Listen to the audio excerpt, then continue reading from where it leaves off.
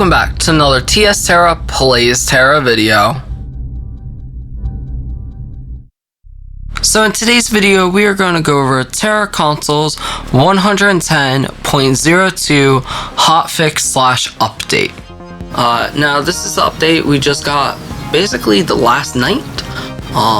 It covers over just some overall changes and some things I'll show in the game. I'm going to do both at the same time today because the actual notes are pretty small. So the first thing is there's a UI improvement, and that is in party dungeon, someone acquiring a higher tier item through rolling the dice. It's just going to be understand easier. So I guess there was some confusion with how that was working. The devs just made that easier. The next step, or the next thing we're going to talk about, is some overall pet changes, and that is after updating when you train your pet. If you press the close button, you can still select current passives instead of closing the menu completely. They've made improvements with the pet names and colors, so a lot of people were getting confused that using a yellow alpaca, they thought maybe they were going to get a superior or rare pet. They've made this so that it matches the way it should match, instead of being the old superior, quote-unquote superior pets, not matching, the new pet colors. So when you activate a white pet, you know you're getting a white pet. When you see the white pet name in your pet inventory, you know it's a one-statted pet. Whereas if you see a blue pet or a green pet name, you know it's a 2, 3, so on and so forth stat. They just made that. They corrected that. They've also added additional pet motions to some pets. So basically, a great example for this is anyone who has a RK9 pet, or if you walk by someone with an RK9 pet, you'll see that they'll do the S-bomb and they'll do, triple punch down on the ground. It's kind of cute little stuff to see.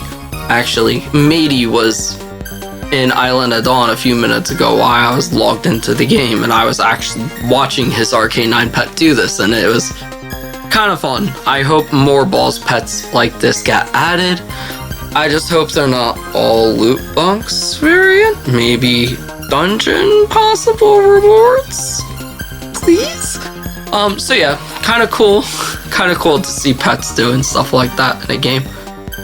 Now we'll go over bug fixes. Do know that's pet changes. A lot of the pet bug fixes are going to be in this as well, and I'll go over those as we cover all the bug fixes. The first thing is for Catalepticon Normal and Catalepticon Hard. These dungeons were usually meant to have 2 stigma weaknesses, being that they're 465 single bosses. The ruling is any last boss of a 465 or higher dungeon is meant to have a top stigma weakness and a bottom stigma. So Luna was meant to have a Soma for both of them. Apparently, from what I understand, it was already in the game. It's just it was missing from our seeing. So I don't think our damage will change. It's just that they've now fixed it so that you can see she is weak to Soma. Again, this might not be, so we may see damage numbers increase from this being added in. It's hard to say until people run the dungeon and compare their numbers, but they did update it that she does have a Soma weakness now. There was a effect display issue with the Battle Pass, the Blazing Golden Dragon armor set. This has been resolved. A lot of people were upset about commas being taken away from damage numbers. Your commas now have been added back in. Personally, I hope the devs maybe in the future consider letting us take these away, because I actually don't like them. I liked how PC never had them, or had the option to get rid of them, so maybe this can be a future update where we can choose whether if we want commas or not. But for everyone who was upset about the commas, you got them back. There was an issue with the recovery point on HP and MP being displayed. That has been fixed. I'm not exactly sure what that issue was, but whatever it was, it's been resolved. And now we'll get into all the pet bug fixes. That being, the issue with Pet's Transcendence passive is active when you use an evasion skill. Evasion skills will no longer activate your Transcendence passives. The issue with the shortcut information doesn't maintain when reconnecting after registering a pet to your hotbar. What this in detail means is that when you put a pet on your skill bar and you swap character, you log out, you log back into that character, that shortcut needs to be rebound. That is no longer a thing. That has been resolved. So once you register that pet to that slot on your hotbar, your wheel, wherever you want to put it, it will not leave there until you change it. There is an issue where pets summon abnormally when summoned after changing the icon different pet skills in the skill shortcut. That has been resolved. Whatever that is, something with like pets were desummoned and resummoned in a weird way. Again, resolved. There was an issue where you couldn't register pets to skill shortcuts when you owned two of the same pet. I assume this means that if you owned two Havanas, you couldn't even register them to your bar at all. Now you will be able to register them if you have two equipped. I'm not even sure if you can register two of the same pet. I haven't tried. I have no reason to try. But maybe if you want multiple pet banks, I don't know. But that seems to be resolved. There is an issue when registering a pet to skill shortcuts that you would just get a lock or an unusable symbol. That has been removed. You will not see that anymore. There is an issue where shortcut registration status was not updating in per list for registration for the pet skill shortcut. Again, that has been resolved. The issue where you could try to detailed menus, shortcut registrations, etc. without a pet. I believe this means like going into your pet and registering what skills and all that stuff has been resolved. And the issue where pets intermittently stop picking up items, or they just decide to, be like, nah, I don't feel like working for you anymore. That's been resolved. So basically, all of the issues we've been dealing with pets, for the most part, have been resolved. Now, there's one issue that I want to put in this video about pets that I'm not exactly sure, and I've contacted the devs about this. And this is something that I heard from a few friends, and we were even thinking about it ourselves. I talked to some people that have multiple superior pets, and it's the idea that you might be able to proc multiple transcendent skills, because people were thinking that they don't share, like your pet has its own transcendent skill cooldown. The issue with this is that if someone was crazy enough to have, let's say, 10 different pets, all with Iron Mace 3, the skill lasts 8 seconds, and the cooldown's 80 seconds, in theory you could have a permanent transcendence pet buff. I believe this issue was resolved in this patch somewhere. I think a lot of this wording might not come across clear. Even me saying it, I might have presented it, some of it kind of incorrectly.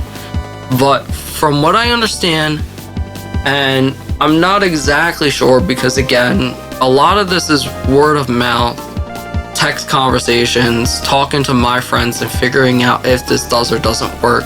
And I personally can't test it because I don't even own one superior pet yet. I've been having really bad luck at getting it.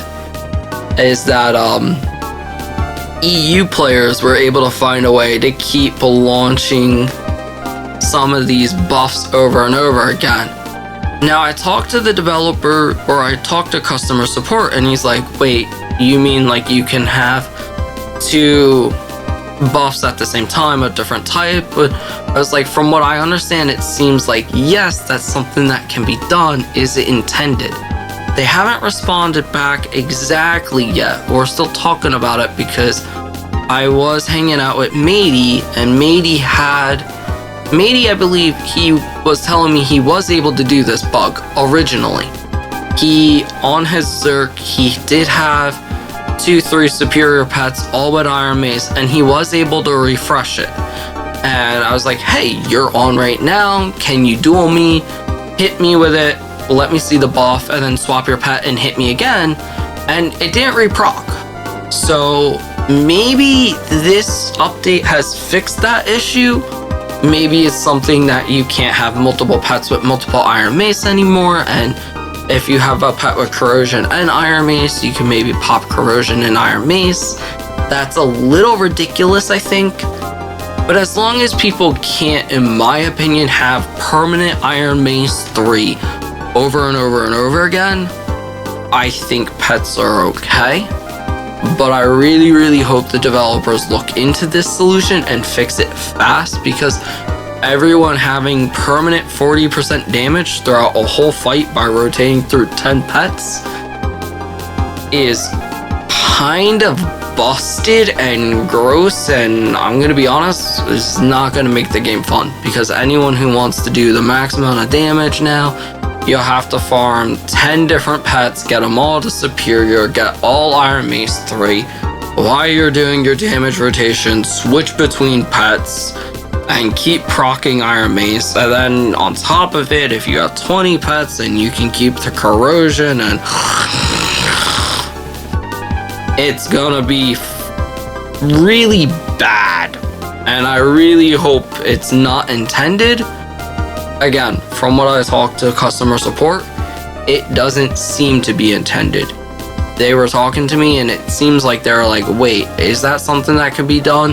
That they're gonna start looking into it, because again, from what I understand, people were able to do it. Do understand, people were able to do it.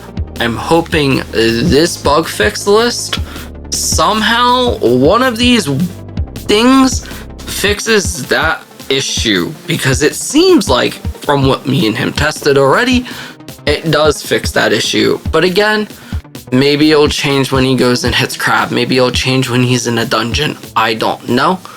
But I truly do hope that pet buffs for the Transcendence pet skill share a global cooldown of your own pets. That, you know, if you pop out an Iron Mace pet and that buff pops, and you can swap pets maybe, but you can't activate that next Transcendence buff until that 80 seconds is done. So, which could add for intricate fights and battles, but just not being able to overlap these buffs to continuously go is my biggest complaint. So, that's all the actual, bug fixes and changes. And a huge concern I have that I will do an update when I have more information.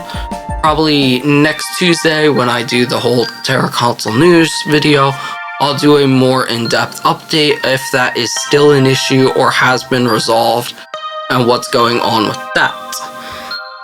Now, there is a few things I'd like to go over in the game, as I do have the game up and running still, and things that I kind of want to point out after maintenance that generally people should be used to by now, but just to keep you guys informed what goes on, is that you can get another set or 4 of your legendary Stigma coins, so do consider logging into maintenance and at least picking those up, as well as the specialty store has been restocked as well, so go ahead and pick up some of your good old glorious mission selection tickets.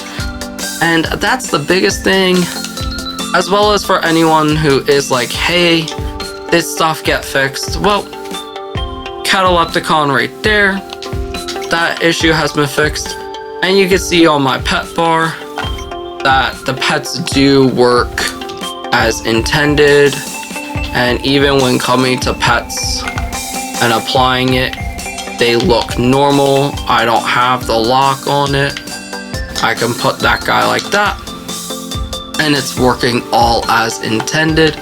And just to double check, let's go to character screen, and I'll log back into Meef, to see if my two pets are still on their bar the way they should be. So we log back in.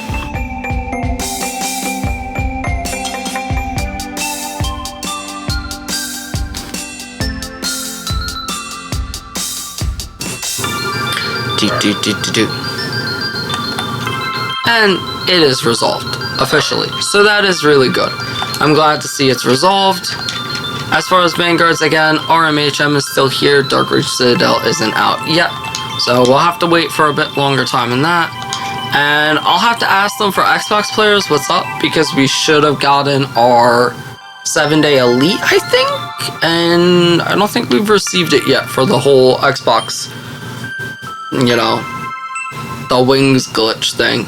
But that's everything for this video. If you got any questions, comments, or concerns, maybe you know something more about these Transcendence buffs reactivating, maybe you were someone who did it and you figured out that, hey, you can't do it again, please definitely let me know in the comment section. That way I can do my best to help, you know, send tickets to the developers. Again, feel free to send them yourself. You could contact them over Facebook and Instagram. They do have Twitter, but honestly, messaging them over Twitter or frickin' X, whatever it is probably a lot harder. But again, if you want, feel free to reach through me, and I'll do my best to reach out for you. As always, if you've liked this content, go ahead and hit that like button.